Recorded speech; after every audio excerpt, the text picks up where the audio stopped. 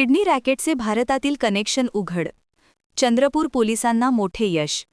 चंद्रपूर जिल्ह्यातील नागभीड तालुक्यातील रोशन कुडे या गरीब शेतकऱ्याने सावकारी कर्जाच्या जाचातून मुक्त होण्यासाठी थेट कंबोडियात जाऊन किडनी विकल्याची धक्कादायक घटना समोर आली होती. सुरुवातीला हे प्रकरण केवळ कंबोडिया कनेक्शनपुरते मर्यादित असल्याचे वाटत होते. मात्र चंद्रपूर पोलिसांच्या सखोल तपासात आता या प्रकरणाचे धागेदोरे थेट भारतातील नामांकित हॉस्पिटल्स आणि डॉक्टरांच्या मोठ्या साखळीपर्यंत पोहोचले आहेत. चंद्रपूर पोलिसांनी या प्रकरणात कृष्णा उर्फ रामकृष्ण सुंचू आणि हिमांशू भारद्वाज या दोघांना अटक केली आहे. या आरोपींच्या मोबाईल व डिजिटल डेटाच्या तांत्रिक विश्लेषणातून अनेक धक्कादायक बाबी समोर आल्या आहेत.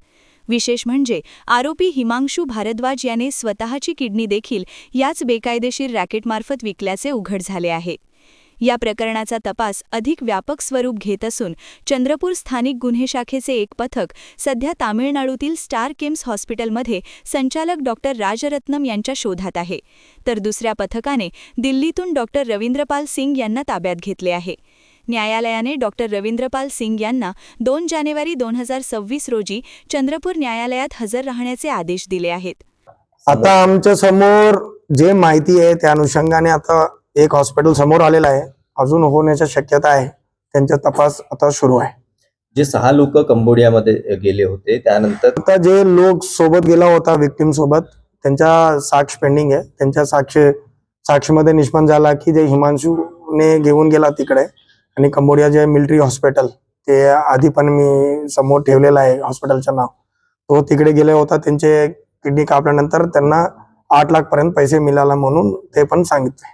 याच्यामध्ये आपण जर पाहिलं तर हा जो महाराष्ट्राचा थेट संबंध याच्याशी येत नाही या प्रकरणाशी, अशा वेळी काही याच्यावर राष्ट्रीय एखादी चौकशी नेमण्याची मागणी करावी. आम्ही पण SIT स्थापन केलेला आहे आणि DG ऑफिस कडून आदेश प्राप्त झाला की ॲडिशनल SP चंद्रपूर ईश्वर कातकाड्याच्या अधीन SIT स्थापन करा म्हणून आणि त्यांच्या अधीन हे तपास आता करणार आहे. एका गरीब शेतकऱ्याच्या तक्रारीतून सुरू झालेला हा तपास आता देश पातळीवरील मोठ्या किडनी प्रत्यारोपण घोटाळ्याचा पर्दाफाश करत आहे. या रॅकेटमध्ये आणखी कोणकोणती मोठी नावे समोर येतात याकडे आता संपूर्ण देशाचे लक्ष लागले आहे.